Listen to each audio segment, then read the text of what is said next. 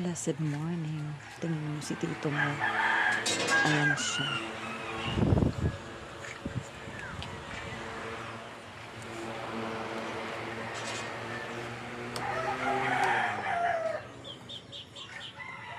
Ayan siya ngayon. Ito mo yung higaan niya. Tumating na yung in-order namin na folding bed. So, doon siya naglatag ng folding bed. O, see-through ang kanyang higaan. Ito na po. Ayan na po siya. Ayan. Lumaki na yung higaan ni tito mo. Ayan na po.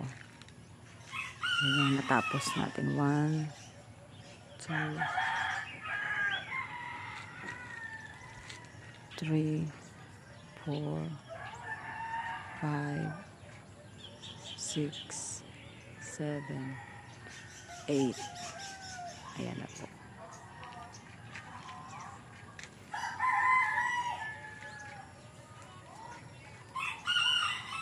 Ayan na siya.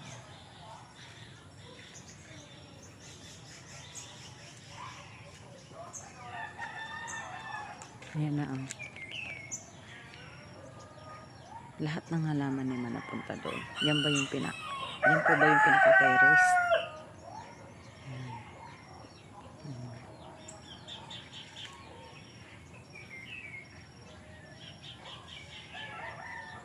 Ayan na siya ngayon.